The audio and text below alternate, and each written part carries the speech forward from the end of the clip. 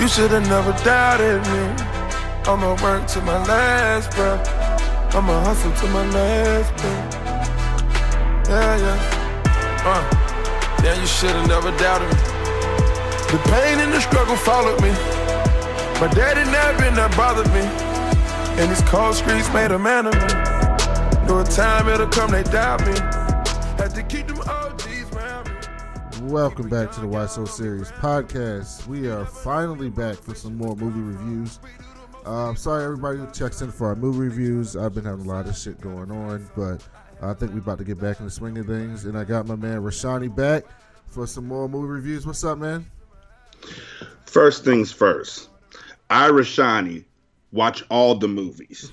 Bad, good, or funny. I think they're all groovy. I'm just happy to be back in the building, man. I appreciate it. I'm glad to be talking about some movies again, man. So what have you liked so far before we get into this one? What movies since, let's say, this summer, what has been some of your favorite movies?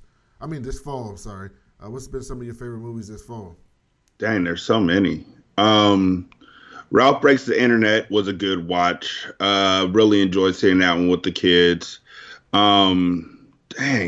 I'm going to have to go back and look at my history. Did you see The Hate You Give? Nope. I haven't seen that yet either. Hoarder's great. The reason why I haven't gotten a chance to see it is because the day that I had ordered a ticket, it turned out that I was supposed to be doing an episode of a podcast. So I had to cancel my ticket and sit back and do a podcast. Same thing happened with The Green Book. Mm-hmm. Still haven't gotten a chance to see that yet, but it's on my list. But I think I might go tonight. Oh, there were so many just thorough movies. Widows was off the hook, even though it did have a Deus Ex Machina in it that I won't spoil for anybody, but you can see it coming from a mile away. Dang, what movies have I seen? I really got to stop and think about what movies I saw, because it's been a lot, and it's been a lot of time. Like, we have not done this in a while, and I completely blame you. It's all my fault. I take 8,000% of the blame. And I feel like shit because I fucking love movies, and I've been letting life get in the way.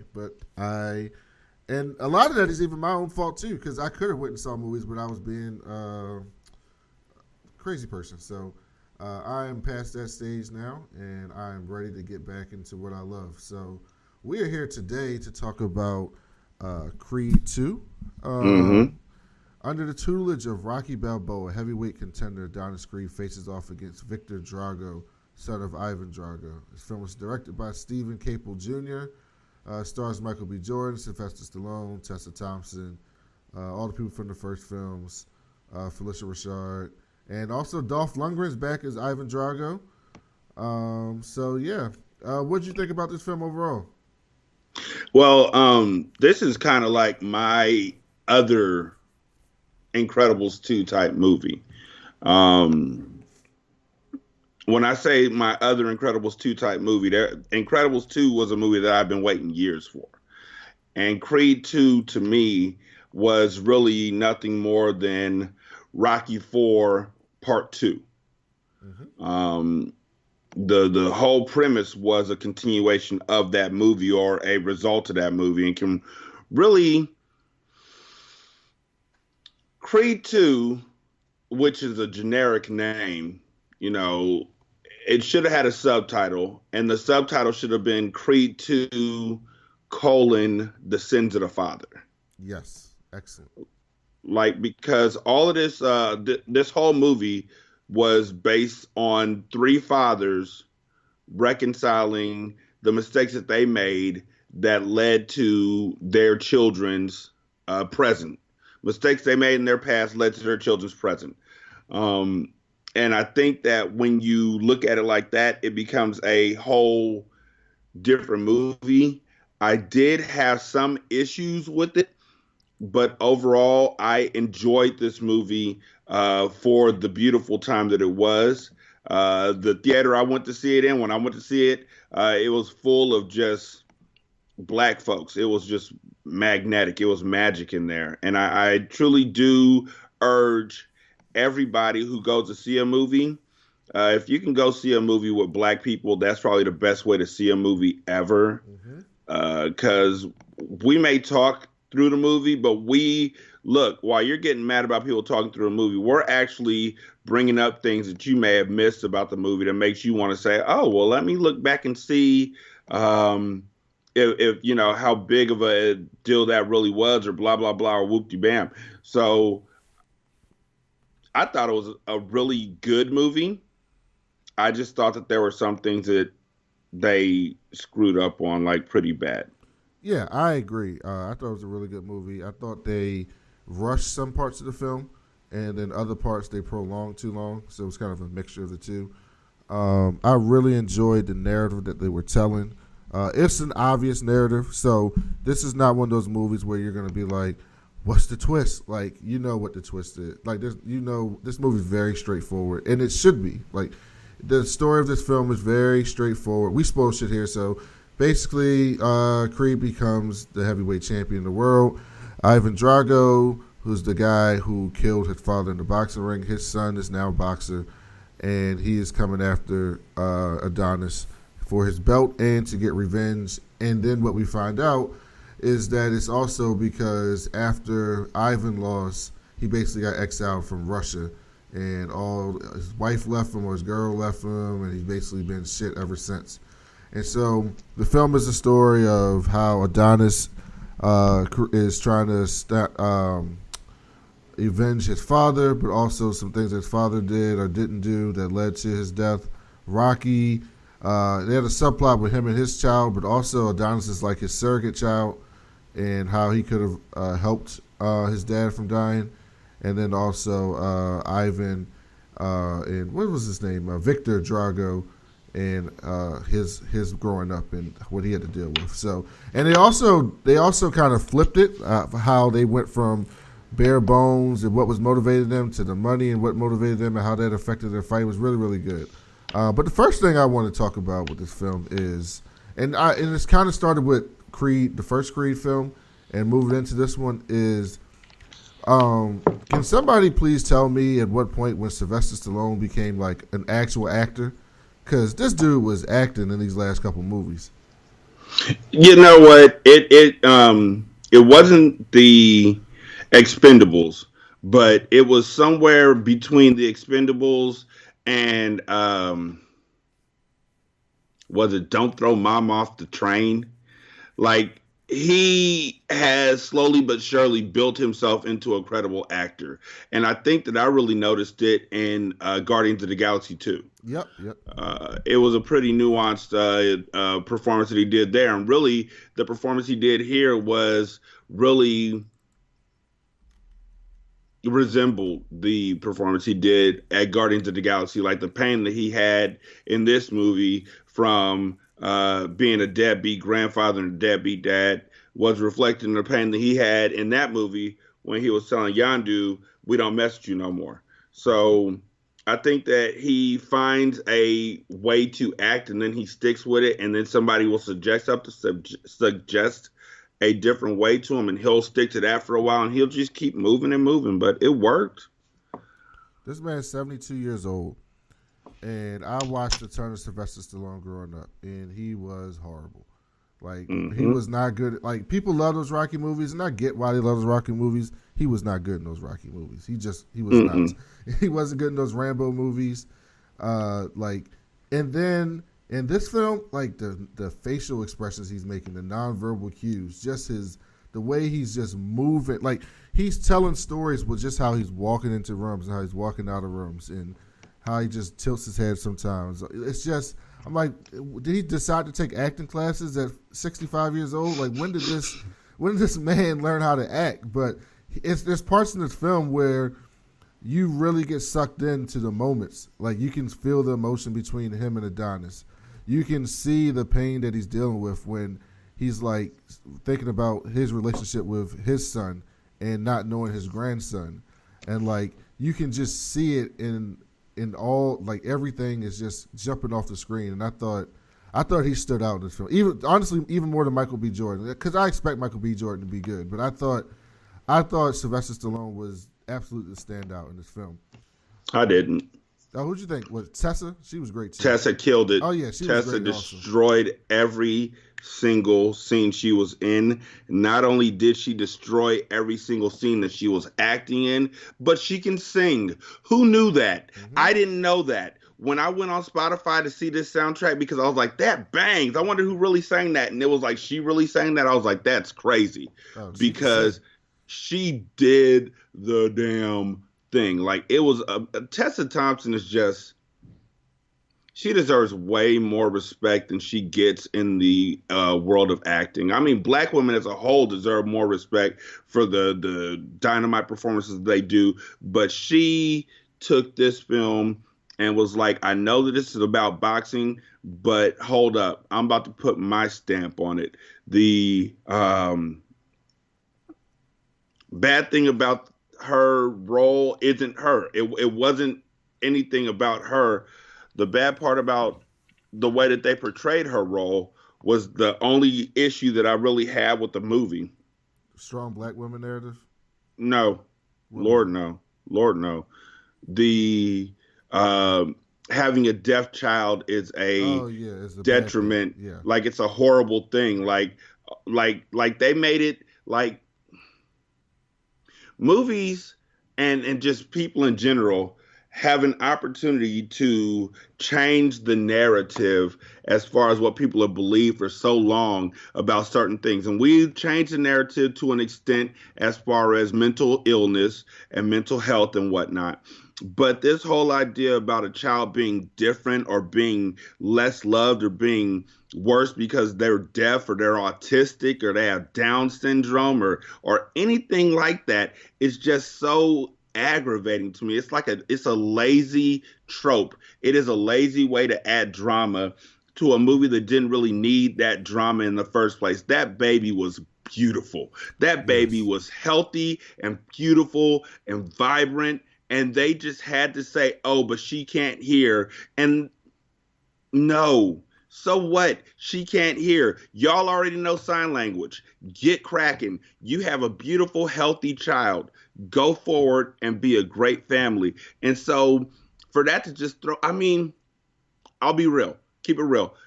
I can see fathers going through some bit of sadness or depression about their child not being what they expect them to be because of the toxic masculinity that's in us. Our child's supposed to be big and strapping and strong and all that kind of stuff. And when that doesn't happen, you're like, dang, okay. But why make Tessa Thompson broken up about it? Especially when she's deaf. Yeah.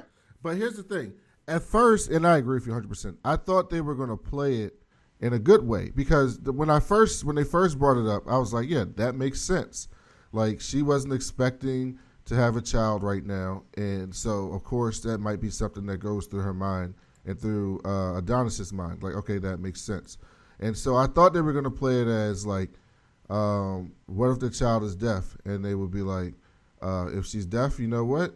That will be, we might be a little sad, but we're going to make it work. We're going to love that child. And that's the end of it. Just move right on, like immediately, because I feel like that's a normal reaction. Like I feel like most good people are going to love their kid no matter what, but there is going to be, I think there would be an initial thought in your mind. Like, if you found out that your child was deaf or blind or something like that, that you get a negative thought quickly. And then you go, you know what? That's still my child. It's the love of my life. I'm gonna make this work, and I got a great, healthy child, and we're gonna move on.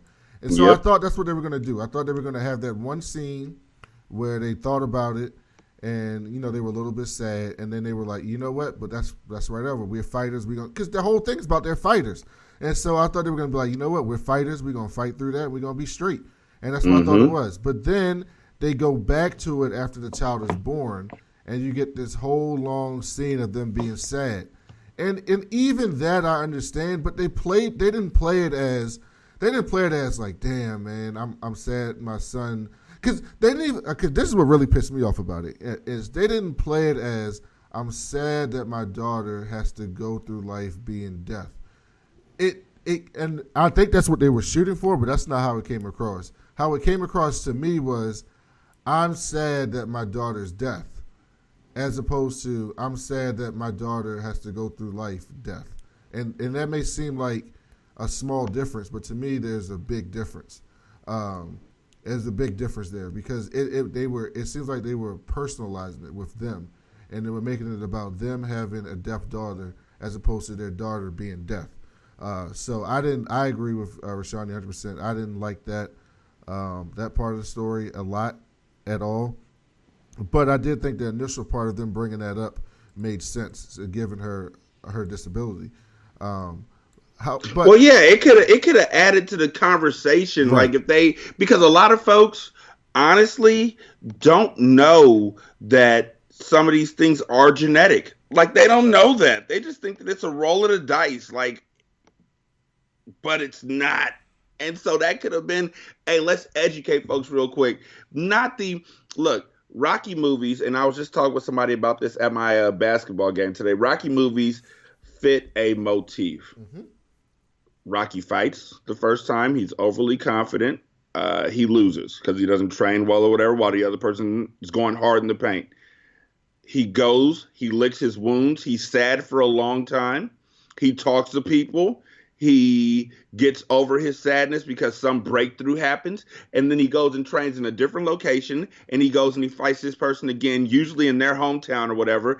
And then he gets beat up for a second, but then he comes out and he wins overall because he's gritty with a rock head. Mm-hmm. This movie followed that same thing to a T, which would have been fine with me, except for the sadness was his beautiful infant daughter being deaf. That was the sadness. It wasn't that he lost. Right. It was that his daughter was deaf. All of a sudden, he didn't want to communicate. He didn't want to do this. He's leaving out. Come on, bro. Come on now. I understand. I don't.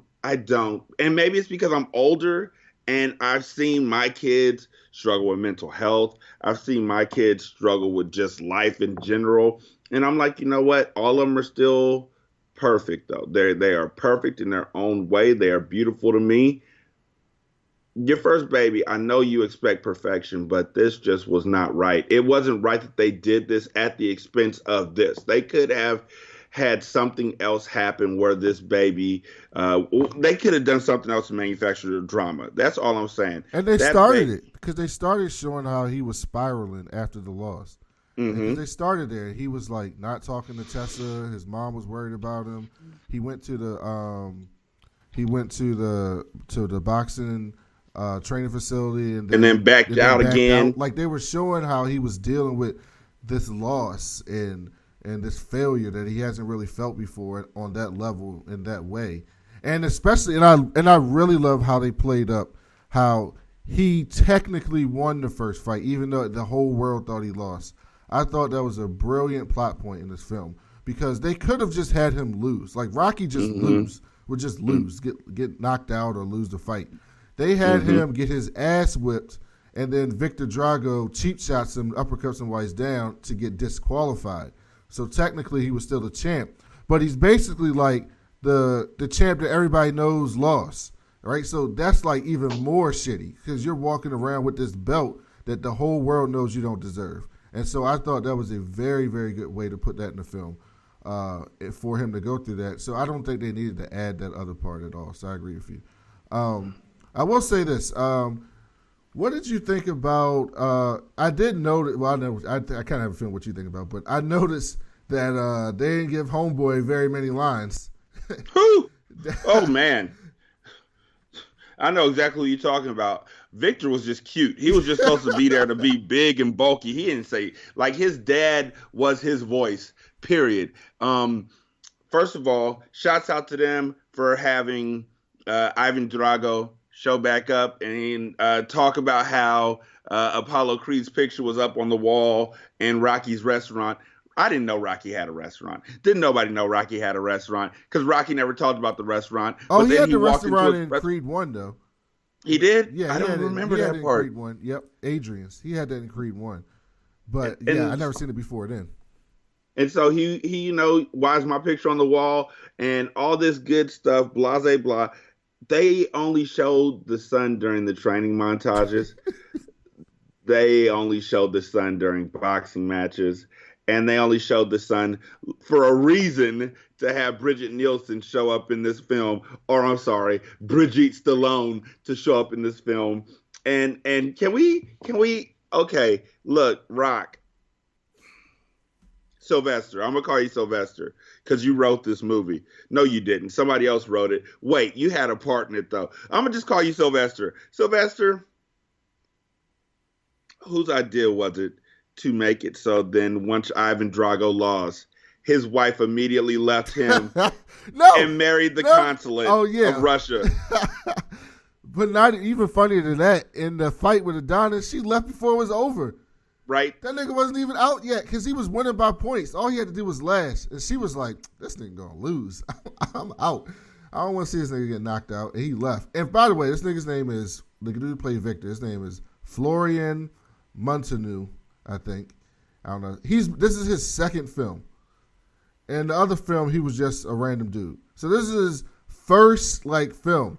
He had one scene where he said words, and he said it in Russian. Mm-hmm. And it was basically like, they left you. That's it. That's all he said the whole film. But let me tell you something.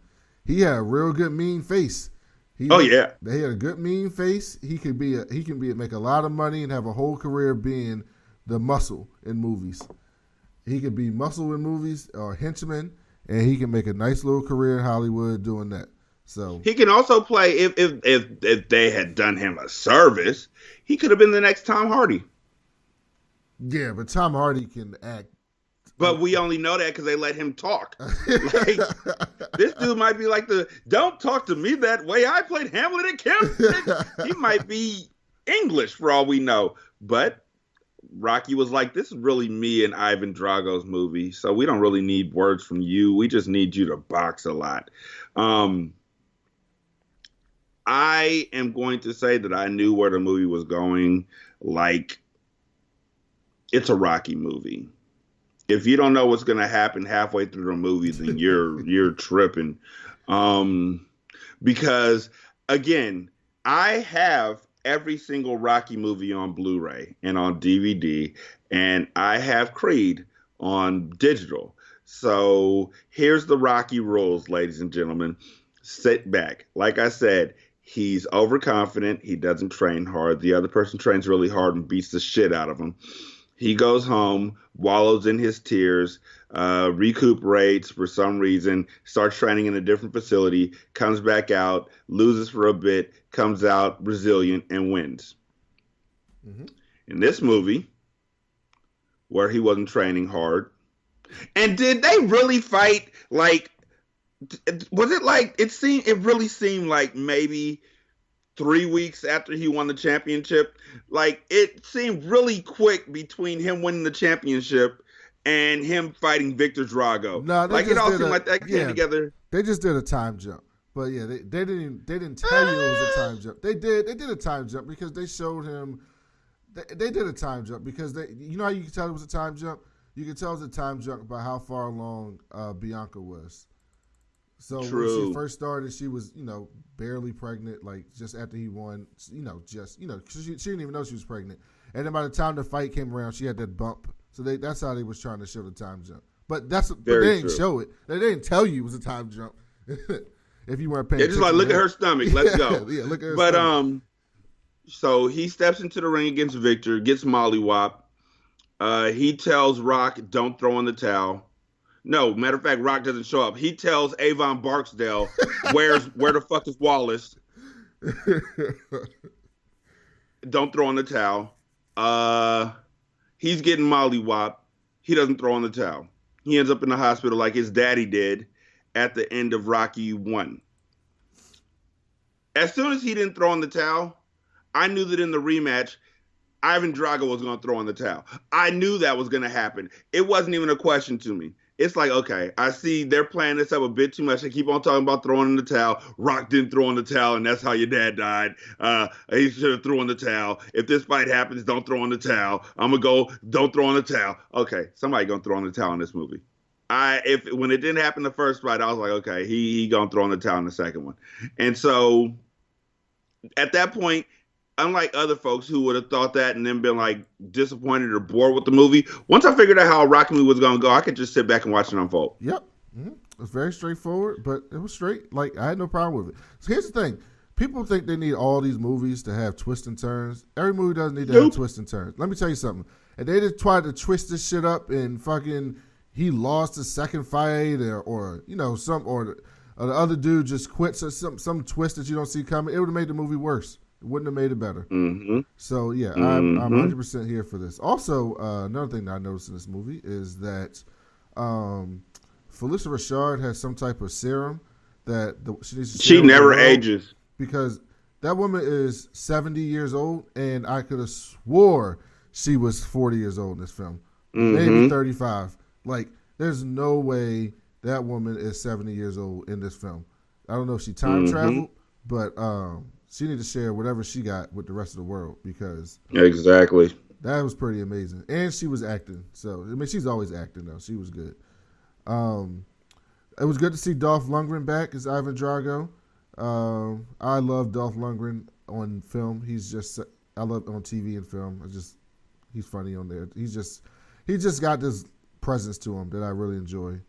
In different films, like Rashanii said, Avon Barksdale from The Wire was on there. Andre Ward being Adonis's new trainer, and then he worked with Rocky in the second fight on there. What you think about my man Russell Hornsby as the shady promoter? I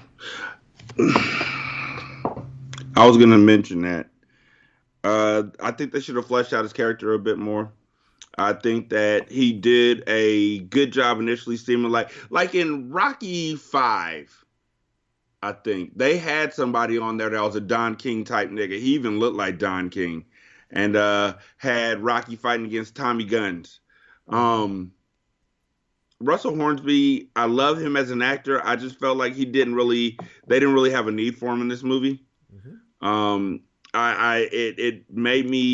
amused me how often he was just like continent hopping, just like he's watching Victor win, and then the next day he's back in Philly watching Adonis Creed get the championship. I got to stop saying championship, the chip. But I love him as an actor. I just feel like he was just another means to an end. Same as Avon Barksdale.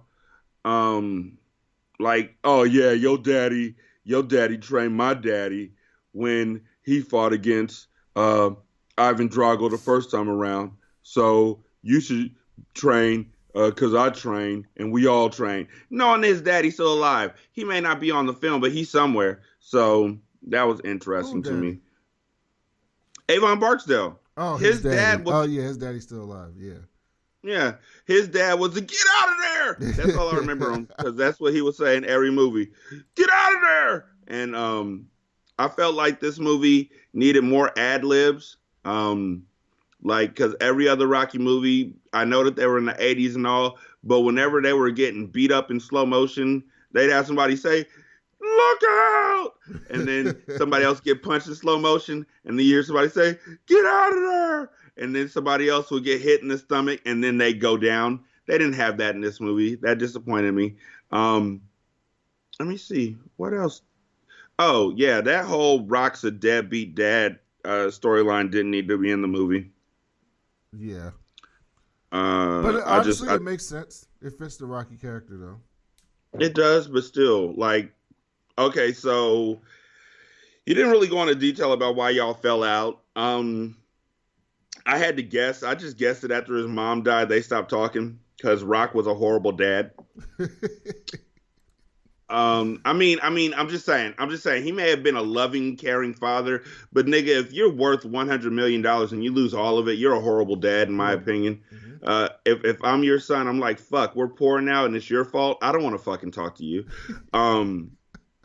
I just like, I don't know, did the son live in Philly? Like, I felt like he lived right down the street from Rocky. Exactly. Like when he knocked on the door. Also, they tried to tell us that Rocky don't like to travel, but somehow, like, Rocky made it out to L.A., Rocky made it to her son's house. Rocky made it to Russia. But I'm not gonna go down the street to my son's house. Like when he knocked on the door of his son's house, I really thought he was locked out of his own house. I was like, "Oh, Rocky, you dumb fuck!" And then it was his son's house, and I was like, "Oh, that was sudden." Let me see what else.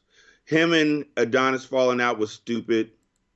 Yeah. It felt a lot like Mickey talking to Rocky in Rocky 3 when Mickey was like, "I'm not going to train you if you fight Clubber Lang." Like I said, I've seen all of them, y'all. All them joints.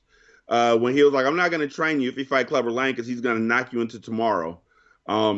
Basically, y'all, look, if you want a synopsis of Rocky 3, go listen to The Champ by Ghostface Killah and listen to Clubber Lang or the impersonator for Clubber Lang talk shit throughout that entire song because it's phenomenal. And that's really what Clubber Lang did to Rocky throughout that entire movie, including offering to have sex with his wife. Rocky did that same thing to Adonis. Adonis was like, "You ain't my daddy, is you? Matter of fact, my dad will be here if you threw in that towel like you were supposed to, you punk fuck." And then they fell out. Like, dude, he got your daddy killed like a million years ago, and you was all right with it until you want to fight this dude right after your boxing match ended. You just won the championship. Yeah, that's like factor like shit. I'm gonna keep on saying that. Like, you won the championship, went to get a cheesesteak, got cheered on by a gang of black folks, and I know there's more white people than that in that neighborhood. Like, they showed all black folks for some reason in that neighborhood. I ain't never been to Philly in my life, but I feel like there's more black people or white people in Philly than they showed in that entire movie. Okay, here's the thing about Philly. White people live just outside of Philly. Like, all right. Also, what was interesting to me is how they made sure to show the Rocky statue, showing people really running up to the top of it and celebrating. Bitch, it was a movie. Calm your fuck down. That just made me mad at Philadelphia overall because people really do run up those stairs and hop around like Rocky did. Nigga, I went to school with cows in Philadelphia. Trust me. They do that shit. Yes, that statue's there. That's a real statue. That's not just for the movie. There's a Rocky statue. They have a statue of a fictional character in Philadelphia that people go to as a sightseeing, as a tourist place in Philadelphia. Here's some other things that I laughed at this film. Adonis Creed has to be the most fiscal conservative heavyweight champion of all times. This nigga won 28 fights, just won the heavyweight title, and living in a little ass one bedroom in Philly, and not even like a sweet ass one bedroom, like a regular ass apartment in Philadelphia. The heavyweight champion of the world. Mm-hmm. And so, I'm like, all right. So he's fiscally conservative. All right, I got you. Here's the other thing. In real life, people celebrate fictional ass Rocky and love that nigga. You trying to tell me this nigga Rocky could have a whole ass restaurant that's empty all the time? Get what? If that shit was real, Rocky's restaurant would be the most popping restaurant in the city, unless his food is ass. And I know he makes some good Italian food. We saw that nigga making dough with his hands. Mm-hmm. About to make pasta with his damn hands. So I know he got good food, and he's Rocky, and nobody go to his damn restaurant. That shit's so I was like, all right, you trying to take me out of this film now. Like, Rocky can't just be walking around the city and niggas don't just run up with him and try to take pictures. Because let me tell you something. If Rocky was walking around Philadelphia in real life, niggas would try to run up there and take pictures with him. And he didn't even fight nobody in real life. So I was like, I don't know. They're taking me out of it a little bit. But it was just a funny thing. The movie's not bad. I'm just making some jokes. But yeah, the movie's good. It's a Rocky movie. There's Rocky things that happen. There's Rocky patches in the movie. That's what we're gonna call it. There's like these little Rocky patches, these little moments that they just can't get away from. Like, in Rocky 4, when Rocky got his ass whooped by Ivan Drago the first time around, he decided that the only way that he was going to beat him the next time was to go to Russia and run around in the snow and chop wood and all that kind of shit. All right. So in this movie, after Adonis gets his ass whooped by Victor Drago, Adonis decides that he's going to go out into correlations, ladies and gentlemen. Instead of going out into the icy frozen tundra of Siberia or wherever the fuck they were, he went out to the hot burning deserts of LA where they were hitting tires with sledgehammers instead of chopping wood in half, and boxing with 1 foot in a tire. That shit was funny as shit to me. Where you couldn't take your foot out the tire. Like, I feel like that was a gang initiation. That shit was so funny to me. I was like, but you know what? That shit would toughen your ass up. I don't want no parts of that. I'm not going in that circle. I am not getting that. Did you see that dude he was fighting? Yes. I don't want no parts of that. They look like Victor all over again. Like, this is Victor's little cousin, Richter. And so they all went out to the tundra and did their thing, and then came back and fought. And the fight was fucking amazing. Oh, yeah, the fight was great. I mean, if you can't say nothing else about Rocky movies, they know how to stage a fight. They know how to, and shouts out to whoever put together the choreography for those fights. Because real talk, that's all it is. A dance. That's what the boxing was. It's choreography, and it was done perfectly. And it was just wonderful. Very brutal too. Very, very brutal. But then, you know what? All these fights made me was mad at wrestling. I'm over here a wrestling fan my whole life, and I'm like, wrestling is fake fighting. So you can create the outcomes and all the moves and everything that you want. How is there ever a bad match unless the people just ask? Because when you watch this, these niggas ain't pro wrestlers. Like, pro wrestlers should be better at this than Michael B. Jordan and whoever this random dude is. But they made these fights look real. They made them look brutal. They're compelling. Like, people in my theater were like into the fight, like they watching a real ass fight, seeing who's gonna win and who like that, like making noises and shit. When niggas got crumpled, when he hit him, when he went to the gut on him, it was like, ooh. Yeah, black folks. That's a good ass fight, man, and I definitely enjoyed that. So before we get out of here, what do you give this movie out of 10? Before you say that, you got anything else? Yeah. So, one of my favorite parts of this movie, real talk, out of everything in this movie, and you got to know it was a good 2-hour movie, hour and 45 minutes. One of my favorite parts of this movie was when he was in Russia coming out to fight against Victor Drago, and came out and Tessa was leading him, singing her song. Nigga, that reminded me so much of Mike Tyson with Pac in front of him rapping. I got chills. And Tessa is just so amazing. Mm-hmm. I'm going to go watch Ragnarok again because she is so awesome in so many different ways. Sorry to Bother You, too. I'm not buying that movie. It's going to come on Hulu pretty soon. The more I thought about it, the more I was like, if I buy this movie, Nisha might be like, why'd you buy this movie? Like, it's one of those hindsight movies where you're like, you know what? In hindsight, a lot of niggas ain't going to get this movie.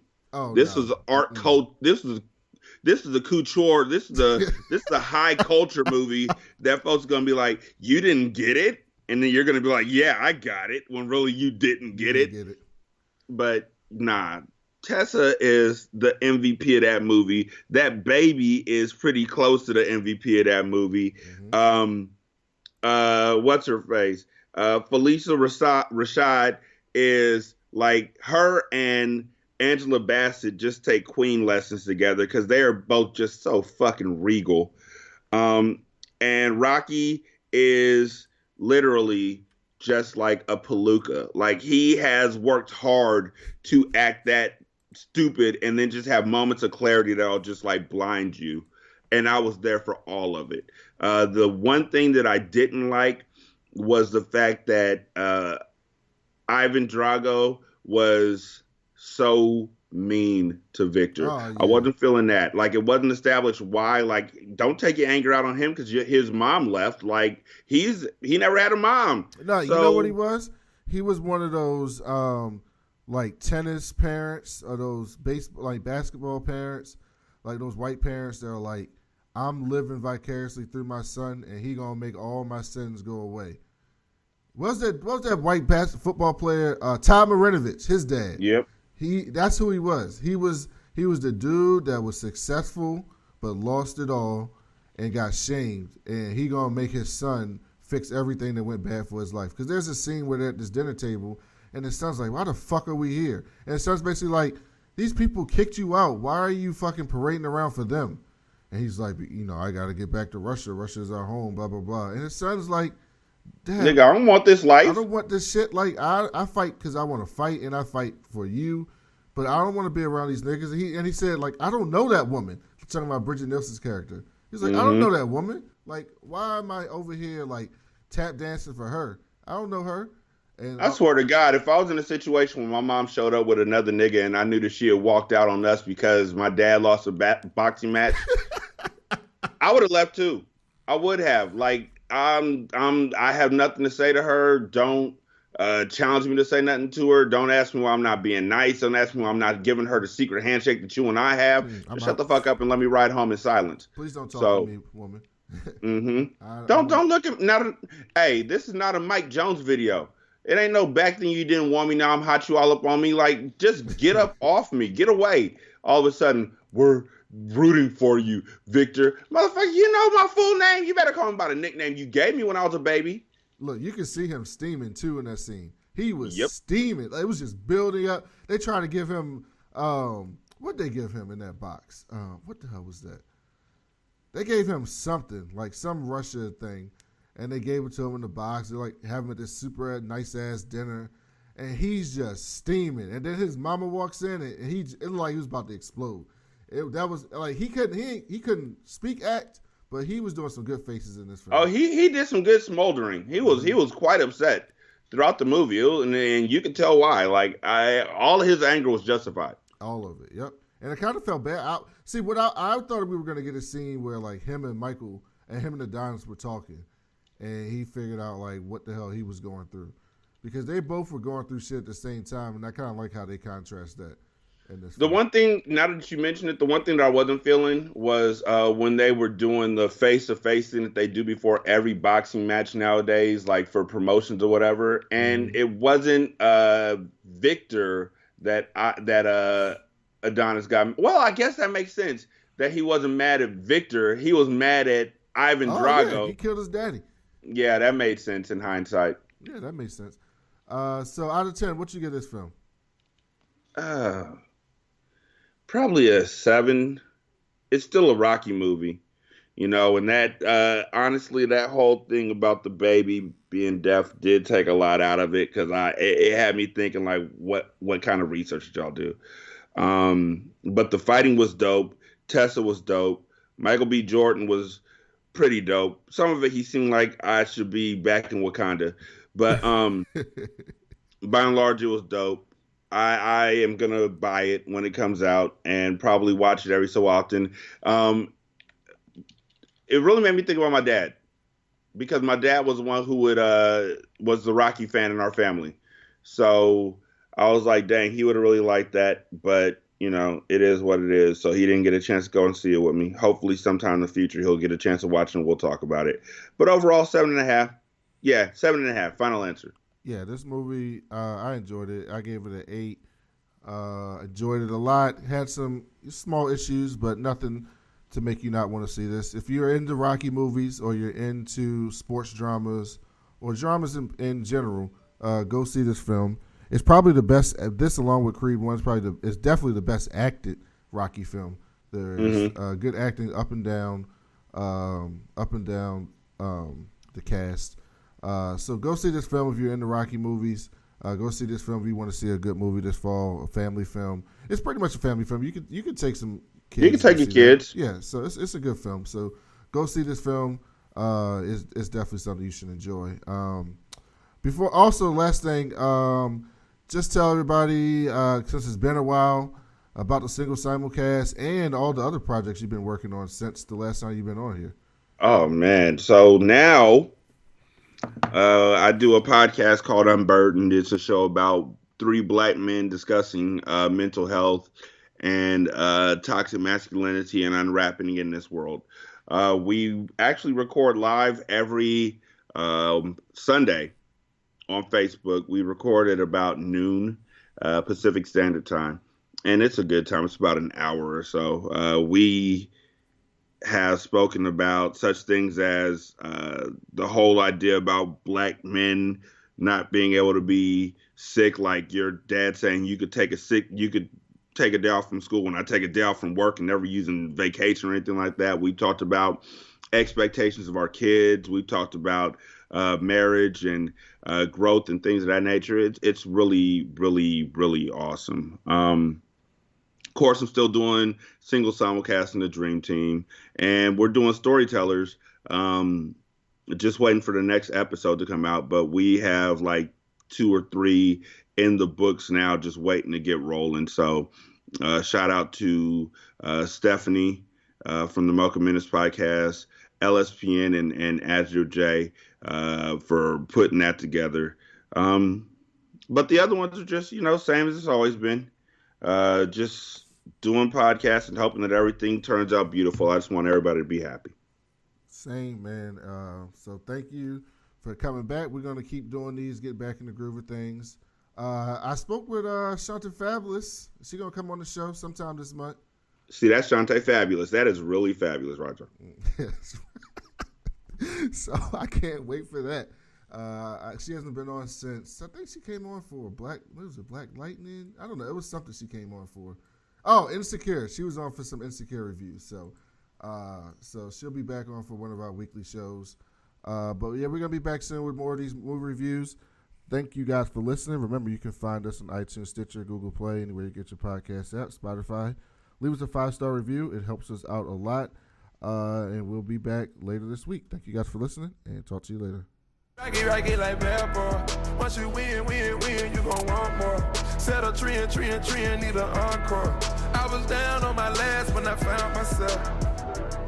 I be a fighter to the end, to my last breath. I got angels all around me, yeah.